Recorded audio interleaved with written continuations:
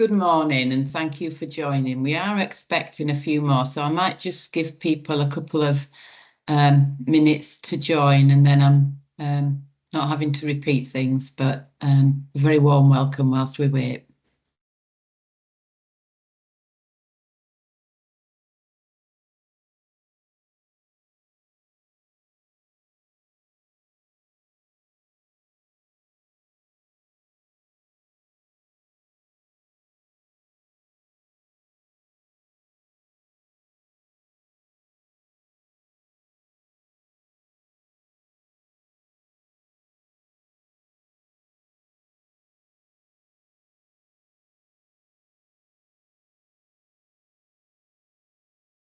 I think I'll make a start. I know we're still waiting for quite a few people. We're expecting about 20 and there's 7 in, but I don't want people coming into a silent room and wondering what's happening.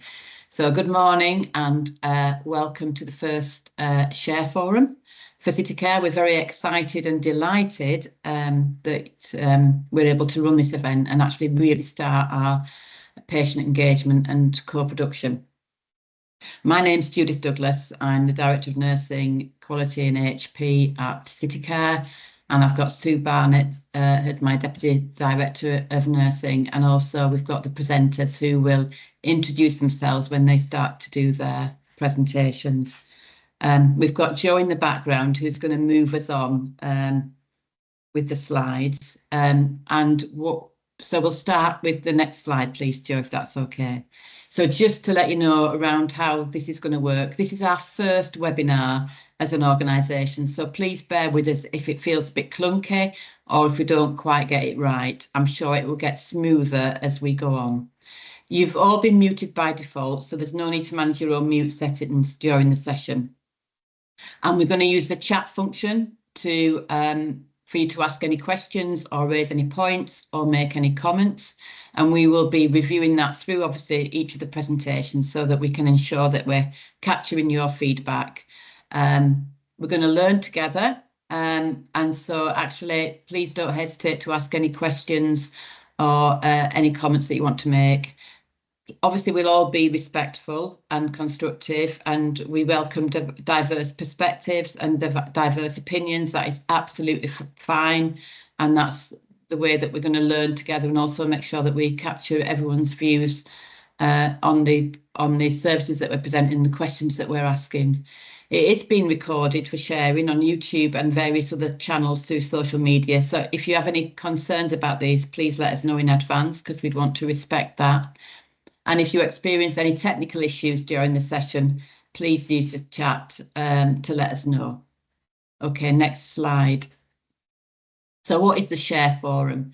We're supporting health through active representation and empowerment. That's what Share stands for, but actually the most important word is the word that it makes, and that's about sharing our services, our service improvements, our new ideas, and ensuring that we've got patient feedback on that so that we are co-producing and managing things in the best way possible to get that really strong patient voice. Next slide, please. So it's a collaborative space for patients, carers, volunteers and staff and community organisations. And I appreciate this first one is online. I know we've got a face-to-face planned in December, and the plan is to do face-to-face and webinars if this feels the right approach for you as well as us. We're looking to co-produce, and that really means that it's an equal voice, and that we make sure that your voice is at the centre of everything that we do, to get that really good feedback and to make sure our services are aligned to what you need and what you need to see in services. It's about you sharing your experiences with us, and it's an opportunity to influence our policies, our programmes and our care delivery. And it is, I want to really stress that it is an equal partnership. It's not a tokenism of just getting a patient voice and then doing what we want to do. It's about making sure that you're at the centre of that. Next slide, please. So what will you do? You'll share your feedback, your ideas through surveys, through meetings and discussions. You'll help improve our health education materials, our service information and our accessibility. and you'll represent perspectives from your community or team or your individual perspectives, and all of those are absolutely acceptable and welcomed. Next slide, please. What will you gain? Well, hopefully it will be meaningful engagement, and you'll see the changes that you've worked with us on and see those delivered by CityCare across the city.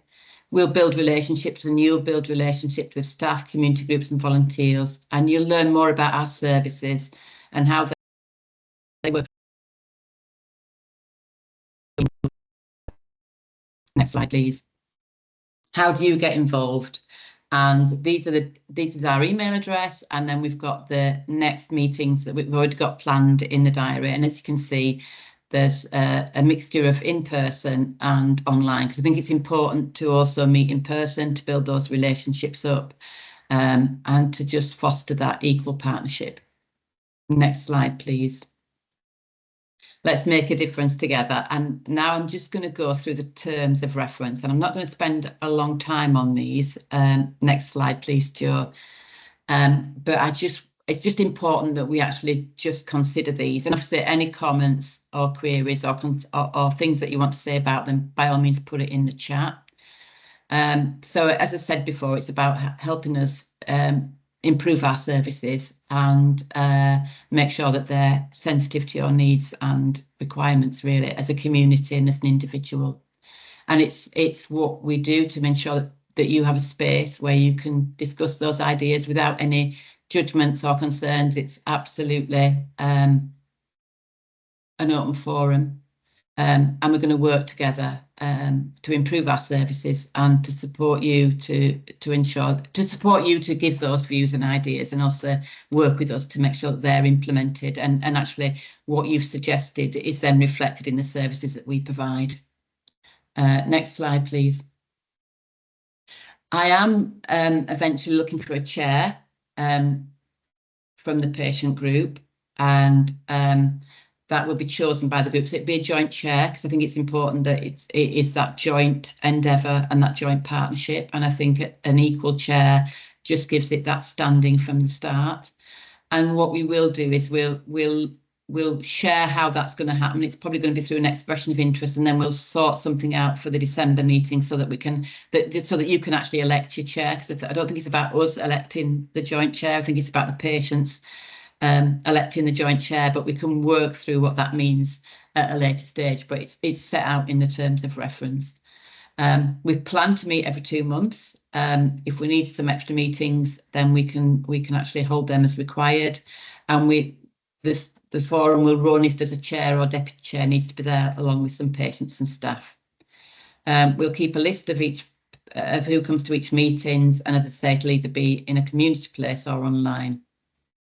And then obviously after each meeting, the notes and actions are shared with the CityCare Partnership Engagement and Partnership Group, which is what this group will feed into ultimately. And we'll also do a yearly report so we can see what we've done in that year and just monitor progress and make sure that we're delivering what we've promised to deliver. Next slide, please.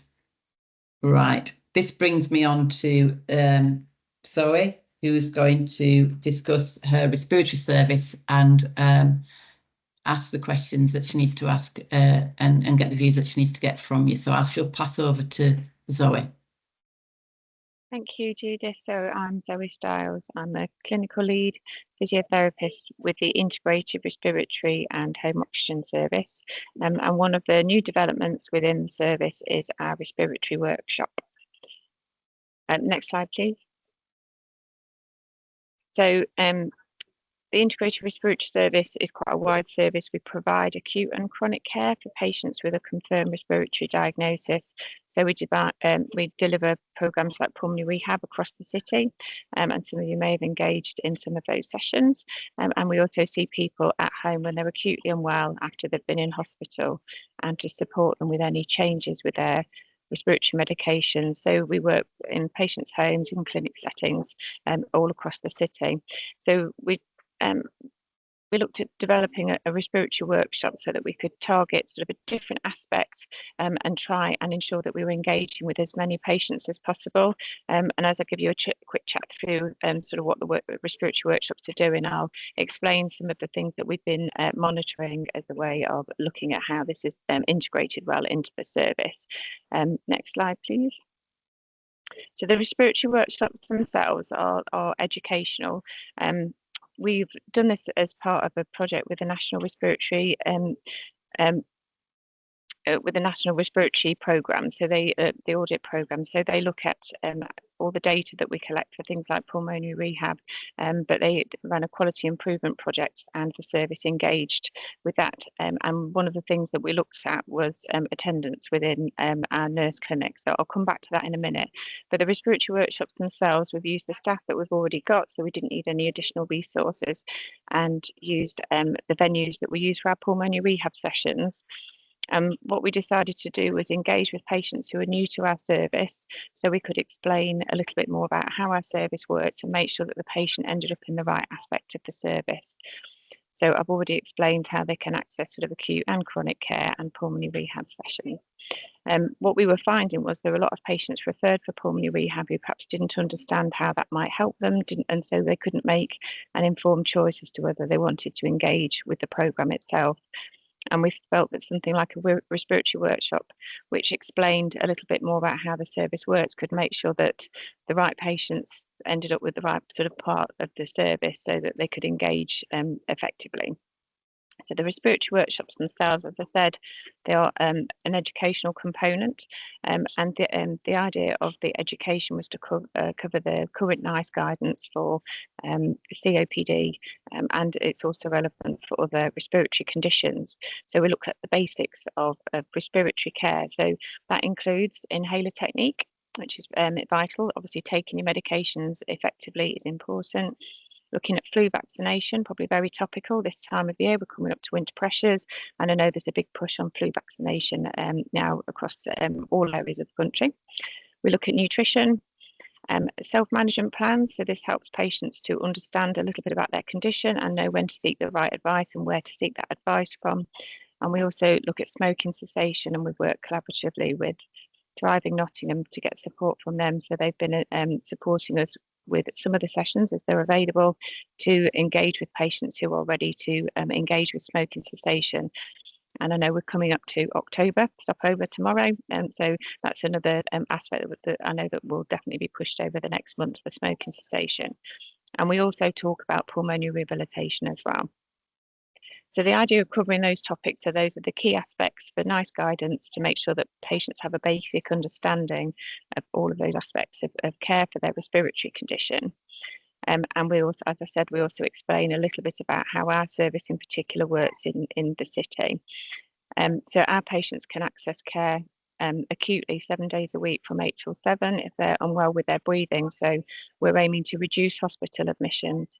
We're aiming to, which means obviously that wider perspective of making sure that as a system we're keeping patients at home where most people want to be cared for, and reducing the pressures on the acute service, particularly as we're coming up to that busy winter pressure time.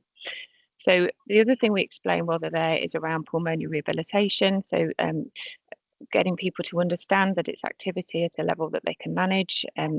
Every patient that comes through is assessed by the multidisciplinary team, and when you get to pulmonary rehab, there'll be activity at a level that is appropriate for that patient. We're an accredited service with the Royal College of Physicians for pulmonary rehab, something we're very proud of. It's taken a long time to work towards that, and that means that we're demonstrating that we're meeting all of the quality standards for pulmonary rehab, and patients know they're going to get effective outcomes from the sessions. So pulmonary rehab itself runs twice a week for 6 weeks, so it's quite a big commitment for patients. So we need to make sure that before we put them through for that they understand around the commitment, that it's going to fit around their holidays, around their caring commitments. We can offer alternatives to the face-to-face, but the evidence is all in the face-to-face sessions, but there are other available options if that helps people to engage with the service. I suppose what's really important is that they understand the commitment that's involved, but also the benefits for them. So we know if somebody completes a course of pulmonary rehab, they're going to have less exacerbations and they're less likely to end up in hospital. So huge benefits for patients, and it's around the personal goals that they can achieve. So being able to walk easier, being able to climb stairs with being less breathless. So patients find huge benefits from pulmonary rehab. And as I said, we know that we're meeting the outcomes for those patients. So the idea of explaining it within the sessions was to make sure that if people then went forward for pulmonary rehab, they were more likely to turn up for their nurse appointment because they understood what they were attending for. So we've managed to significantly reduce not attending sessions at the nurse clinic by ensuring that patients are aware of what the sessions involve. So that's helped one aspect of the service. And as I said, for some patients, it might not be the right time, but at least we can cover the basic elements of education, which NICE guidance asks us to, and ensure they've got a self-management plan and ensure they know who to contact should they be unwell. And it's also encouraging those other aspects, as I've said, around flu vaccination and making sure they're taking their inhalers properly. So that's what we're aiming to do within the respiratory workshops. We've been running them now for about 6 months. Attendance is currently small, but we're going to start now promoting it a little bit more within the GP practices. So that's the plan sort of moving forwards, to make sure that there's something that should remain established within the pulmonary rehab session, within the service as a whole. Next slide, please. So I hope I've helped you understand a little bit around the respiratory workshops and what the aim of those things is around. They've been evaluated very well by the patients that have attended the sessions, so we're gaining feedback, and that's now become electronic, but we do still have access to paper copies because we know that not everybody has access to a smartphone, and one of our venues has limited phone signal in the area where for some of the feedback. So I've got 2 questions to ask. I'm assuming, so as we've said, this is the first time we've done this, and I have the lucky job of being the first person. So I'm going to go with the first question, and then we'll look at the chat, and then we can move on to the second question. Okay. So the first question then, the respiratory workshops include some education on managing respiratory conditions. I can flick back to the slide if we need to. What additional information would you like to see included in respiratory patient education sessions?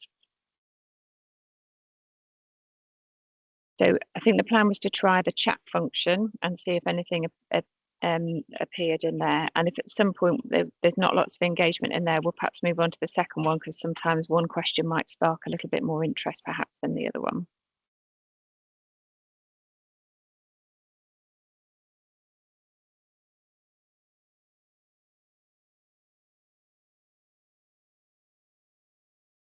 Does anyone want to feedback? Sorry, I'm just popping in, just in case anyone wanted to feedback anything on the current sessions. Oh, it's coming in now. Perfect. Thank you. I'll shut up. It's just a request to put it on the screen. So is that for the question? Because I can see the question at the minute, or was there something else? Or did you want the list of the current education sessions? So that would be back a slide, if that's okay, Joe.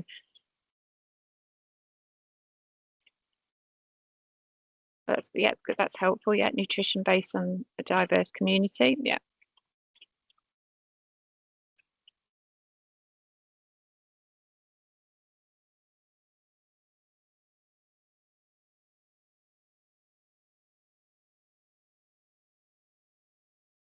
So as I said, the education sessions currently are based on NICE guidance, but what we need to make sure that we're doing is engaging with our local population. So that's a great suggestion for the diverse community, and it's making sure, is there anything else that you think would be beneficial to people? Thank you, Emma. Emma says it looks like a comprehensive list already.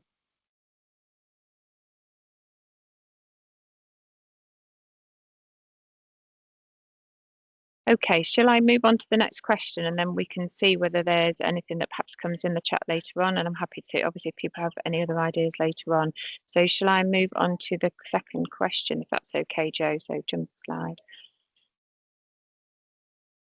Was it not appeared on there? Oh yes, there we go. Okay, well, I don't know why that one with an extra click. Okay, so the second question then, these education sessions require GP referral. So at the moment, we are looking for confirmed diagnosis of a respiratory condition so we can offer the whole service to patients.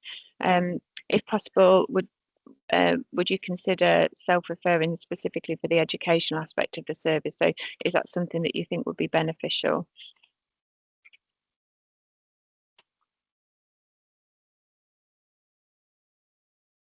So Sue, no, the self-management plans doesn't include exercise because that's something that we assess and prescribe for.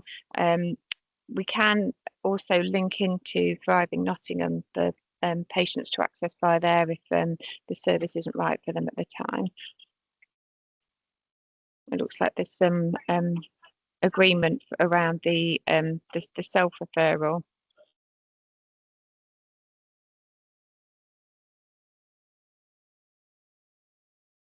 So there's some questions or some comments in the chat, but not lots of comment in the chat. So I don't want to divulge from the original plan. So I'll just see what else comes in. Yeah, around the GP appointment. You just got a comment in there, Zoe, about on your previous question about peer support.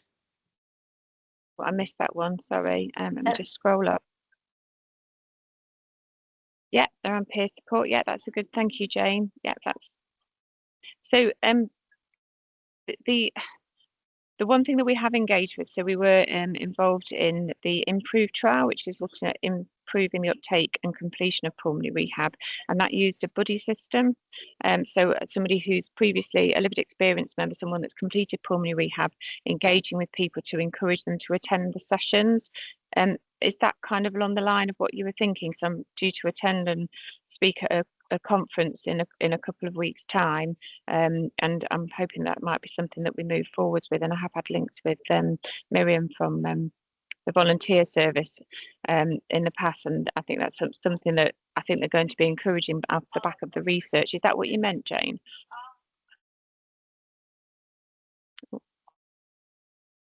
Yeah, thanks, Jane. Yeah, okay. Yeah. So, okay, I'll when I've been to the conference, that's something that I can perhaps then link back in again with Miriam from volunteer and Emma from Odd Volunteer Services. And yeah, I can see that the GP appointment might be a barrier to referral. The patients do get an annual COPD check, but I do agree that's not always a timely thing for somebody that's to engage with the service. So that's something we need to have I think about how we can make that work. So obviously, with a confirmed respiratory diagnosis being key to our service, making sure that those diagnoses are happening. Thank you.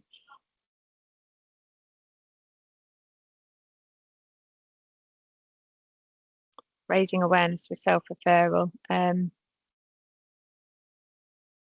So I suppose that comes down to communication. So I'm working alongside the comms team for some screensavers. So at the moment, we're just advertising the pulmonary rehab, and we wanted to establish that the respiratory workshops were up and running. So I think now we're looking at screensavers for GPs, but then I think it's around some promotion work within GP surgeries. So I know they're not keen to have as many leaflets out anymore, but it comes down to a lot of screens that the screens when you're in the waiting area, but whether it's something that we could do a short video for and have a link maybe for patients to see explaining about it. I think the visual tech is definitely the way to go these days, isn't it, rather than just leaflets.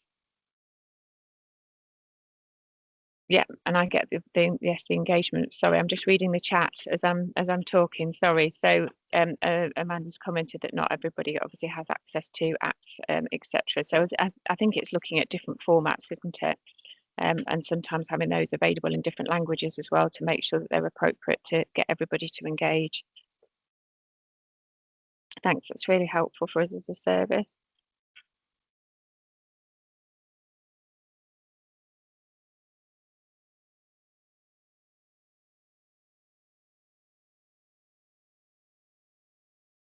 So I'm just coming to the. I've got a question. Somebody comment. Tobias just commenting on question 1. Thank you.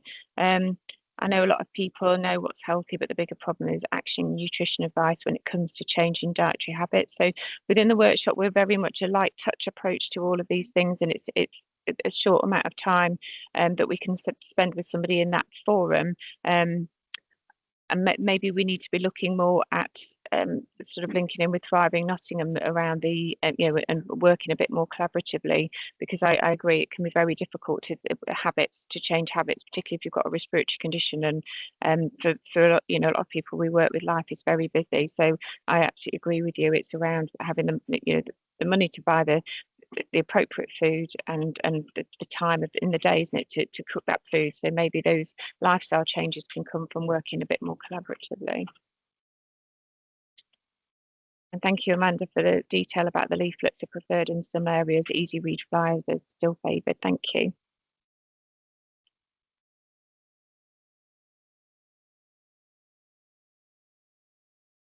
Do you want me to leave it there and pass over to the next slide, which I think is Michelle presenting for the next one, and I can keep an eye on the chat if anything else comes in. So that's just some details there on my last slide, just telling where the workshops are. So they're at Bulwer Riverside, Clifton Cornerstone, St Anne's Valley Centre and the Vale Community Centre. So our service is open from every day from 8 till 7, and we do encourage the people that attend the sessions to speak to their friends, family and carers about our service as well, so that they can encourage them to contact us when they're unwell with their breathing. Thank you, Zoe. We've had some really good conversations, and thank you for everyone that's contributed to that. It's really, really helpful.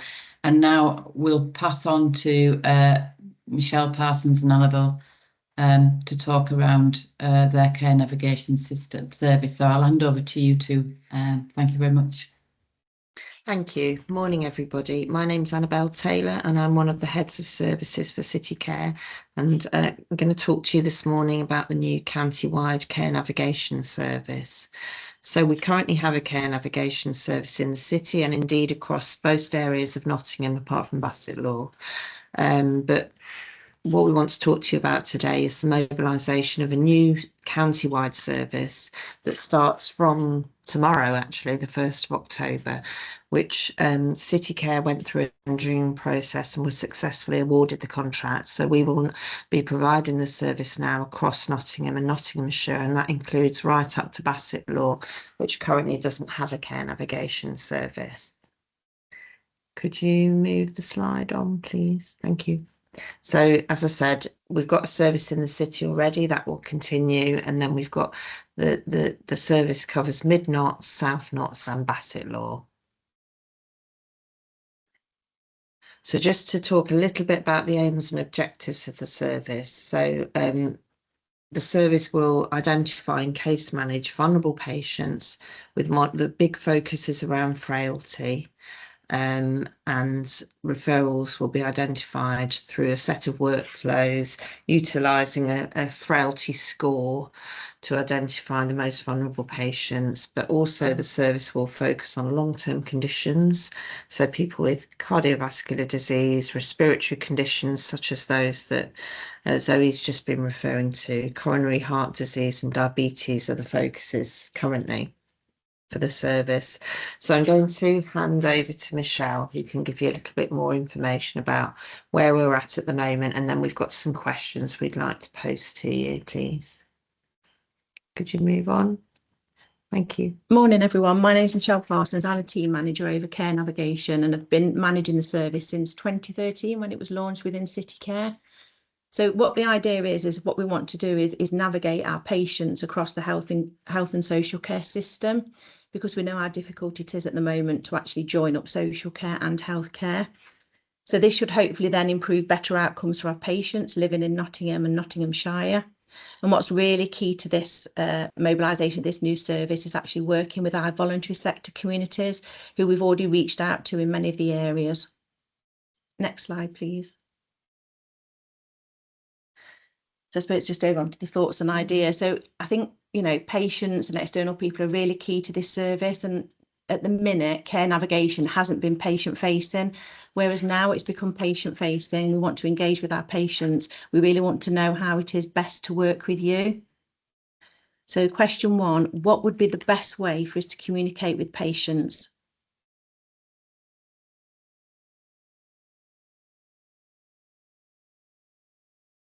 We've got 3 questions, as you can probably see on the slide, but if people have got ideas about that and want to pop it in the chat, that would be really helpful. Yeah, so that's really a really good, useful suggestion. As Michelle said, one of the things that we're really keen to do is to link in with local voluntary sector organisations within the communities, because we feel that they you know, will help us to sort of engage effectively and understand those communities. It helps. And I think as well, what we want in terms of, we'll identify these patients through a risk stratification tool. And I suppose for me, it's around how's the best way to contact patients? You know, if we're ringing them, would that feel a little bit like cold calling? Should there be an introduction letter to the service and how we can support?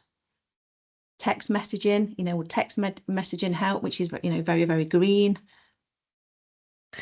I see, Emma, you've asked the question about how patients are identified, and as Michelle says, we'll use a risk stratification, but they'll be identified through eHealthScope. eHealthScope, which is data that's pulled in from GP practices.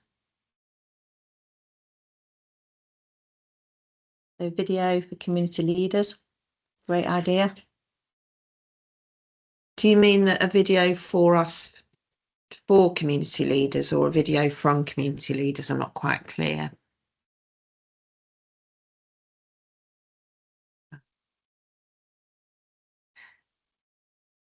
Yeah, that's interesting about volunteers, because we've thought about how we could use volunteers to support with the new service, haven't we, Michelle?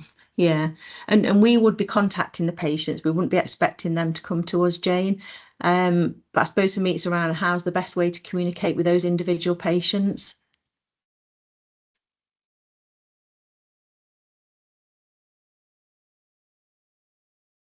Volunteers could support with calling patients and talk about the services provided. Yeah, that's a great idea.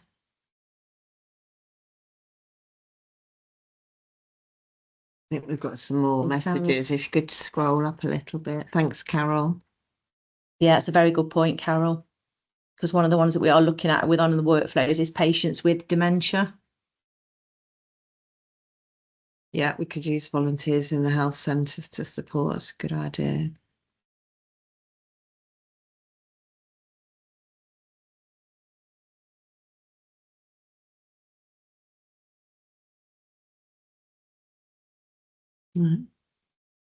Thank you, Nikki. I see, yeah. The community leaders to be on a video explaining. Yeah, that's a great idea. Brilliant idea.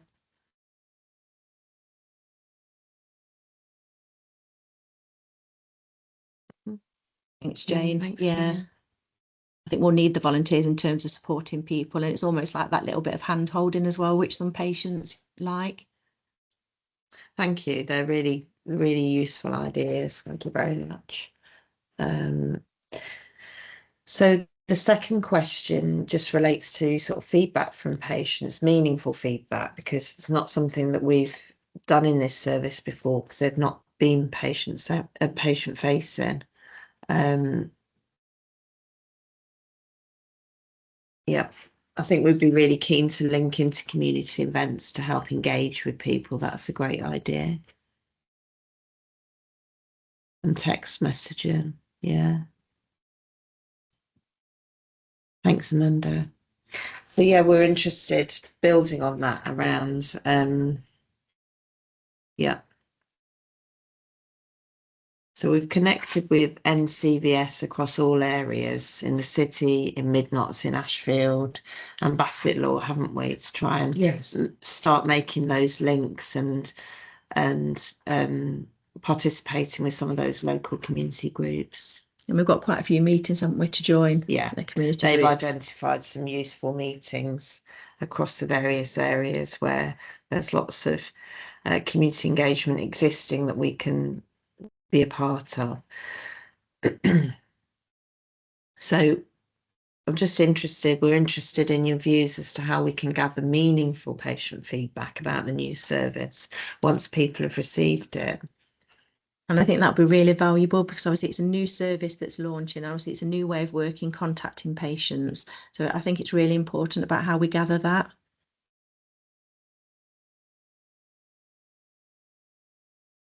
So any ideas about that would be really welcome.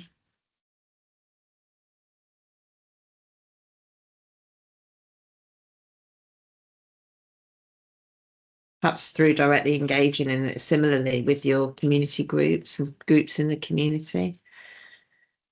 Or whether you think questionnaires are a good idea, or text message asking, you know, to contact the service, or we send a questionnaire out.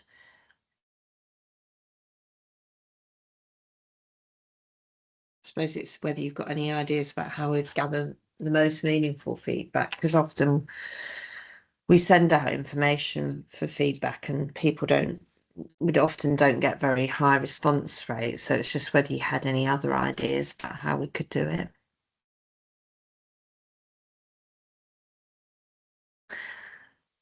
And the final question relates to the use of volunteers. And I know that some of you have already made reference to how they could support the service. So I suppose we just wanted to understand from you about how you thought they might be useful. And I know we've already got some ideas around supporting with calls or supporting with being in house centres to support people in terms of services they can access. But I can see Jane's put a suggestion around volunteers getting the feedback, which is something we've looked at in some of our other services. That's a good idea. So that's something we can certainly take away and look at, explore a bit more. Thanks, Erica. Yeah, having a conversation on the last day. And one of the templates that we're thinking about using, which a lot of you probably will be familiar with, is the All About Me. So that kind of like starts at the beginning of the journey to the end of the journey on how it's gone. We may need to adapt that slightly. Thanks, Carol. And Emma, thank you. Yeah.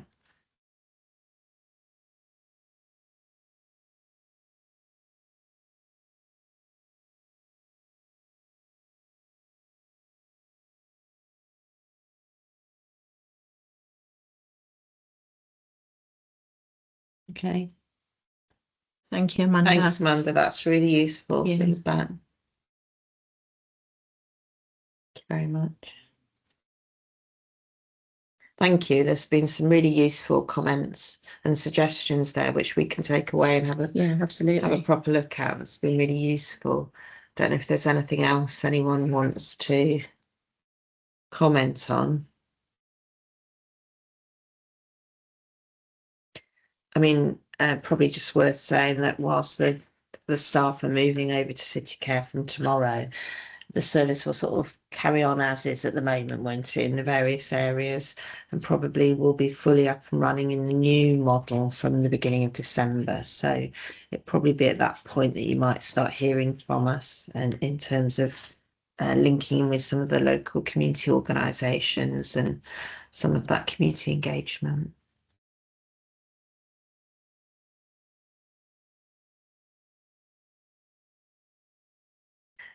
Thanks very much, everybody. It's been really, really useful.